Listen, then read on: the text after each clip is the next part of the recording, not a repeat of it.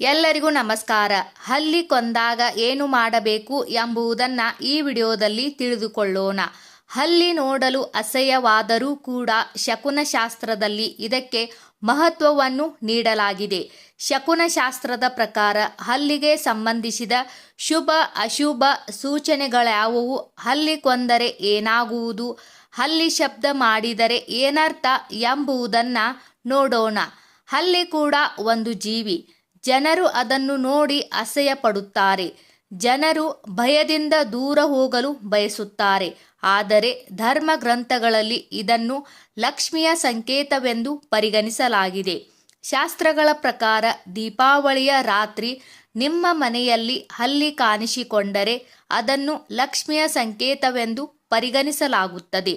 ದೀಪಾವಳಿಯ ರಾತ್ರಿ ಹಲ್ಲಿ ಮನೆಗೆ ಪ್ರವೇಶಿಸಿದಾಗ ಮನೆ ಸಂತೋಷ ಮತ್ತು ಸಮೃದ್ಧಿಯನ್ನು ವರ್ಷಗಳವರೆಗೆ ಪಡೆಯುತ್ತದೆ ಎಂದು ಹೇಳಲಾಗುತ್ತದೆ. ದೀಪಾವಳಿಯ ದಿನದಂದು ಪೂಜೆಯ ಸಮಯದಲ್ಲಿ ಹಲ್ಲಿ ನಿಮ್ಮ ಮುಂದೆ ಬಂದಾಗ ಅದನ್ನು ಬಹಳ ಶುಭ ಸಂಕೇತವೆಂದು ಪರಿಗಣಿಸಲಾಗುತ್ತದೆ. ಶಕುನಶಾಸ್ತ್ರದ ಪ್ರಕಾರ ಹಗಲಿನಲ್ಲಿ ಭಜನೆ ಮಾಡುವಾಗ ಹಲ್ಲಿಯನ್ನು ನೋಡಿದರೆ ಮನೆಯಲ್ಲಿ ಶೀಘ್ರದಲ್ಲೇ ಒಳ್ಳೆಯ ಸುದ್ದಿಯನ್ನು ಪಡೆಯುವ ಸಾಧ್ಯತೆ ಇದೆ ಅಥವಾ ಕೆಲವು ಶುಭ ಫಲಿತಾಂಶಗಳನ್ನು ಪಡೆಯುವ ಸಾಧ್ಯತೆ ಇದೆ ಎನ್ನುವುದನ್ನು ಅರ್ಥ ಮಾಡಿಕೊಳ್ಳಿ. ಸತ್ತ ಹಲ್ಲಿ. ಹೊಸ ಮನೆಗೆ ಪ್ರವೇಶಿಸುವಾಗ ಹಲ್ಲಿ ಸತ್ತ ಅಥವಾ ಮಣ್ಣಾದಂತೆ ಕಂಡುಬಂದರೆ ಆ ಮನೆಯಲ್ಲಿ ವಾಸಿಸುವ ಜನರು ಅನಾರೋಗ್ಯಕ್ಕೆ ಒಳಗಾಗಬಹುದು. ಆದ್ದರಿಂದ ಆದಷ್ಟು ಬೇಗ ನೀವು ನಿಮ್ಮ ಹೊಸ ಮನೆಯಿಂದ ಹೊರಗಡೆ ಬರಬೇಕು ಅಥವಾ ತಜ್ಞರನ್ನು ಸಂಪರ್ಕಿಸಿ ಪರಿಹಾರ ಕ್ರಮಗಳನ್ನು ಕೂಡ ತೆಗೆದುಕೊಳ್ಳಬಹುದು. ಜಗಳವಾಡುತ್ತಿರುವ ಹಲ್ಲಿ. ಎರಡು ಹಲ್ಲಿಗಳು ಪರಸ್ಪರ ಜಗಳವಾಡುತ್ತಿರುವುದು ಕಂಡುಬಂದರೆ ಪ್ರೀತಿ ಪಾತ್ರರಿಂದ ಬೇರೆಯಾಗುವ ನೋವನ್ನು ಒಬ್ಬರು ಸಹಿಸಿಕೊಳ್ಳಬೇಕಾಗಬಹುದು.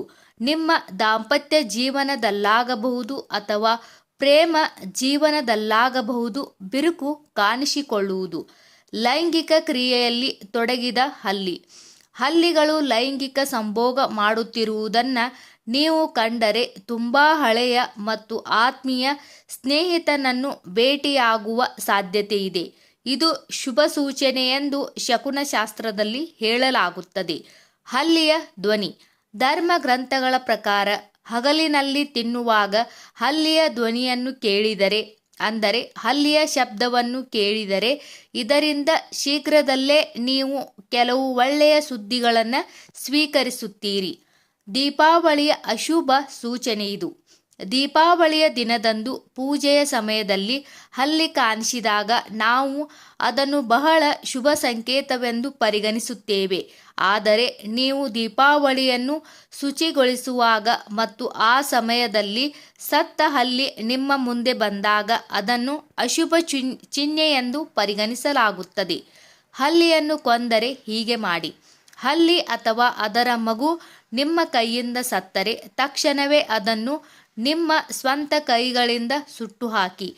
ಇದರೊಂದಿಗೆ ನೀವು ಒಂದು ಜೀವಿಯನ್ನು ಕೊಲ್ಲುವ ಪಾಪದಿಂದ ಮುಕ್ತರಾಗುತ್ತೀರಿ ಮತ್ತು ತಾಯಿ ಲಕ್ಷ್ಮಿ ಕೂಡ ನಿಮ್ಮ ಮೇಲೆ ಕೋಪಗೊಳ್ಳುವುದಿಲ್ಲ. ಈ ವಿಡಿಯೋದಲ್ಲಿರುವ ಎಲ್ಲ ಮಾಹಿತಿ ನಿಮಗೆ ಇಷ್ಟವಾದರೆ ದಯವಿಟ್ಟು ನಮ್ಮ ಚಾನಲ್ ಸಬ್ಸ್ಕ್ರೈಬ್ ಮಾಡಿ, ವಿಡಿಯೋಗೆ ಲೈಕ್ ಮಾಡಿ, ವಿಡಿಯೋನ ಶೇರ್ ಮಾಡಿ. ಎಲ್ಲರಿಗೂ ಧನ್ಯವಾದಗಳು.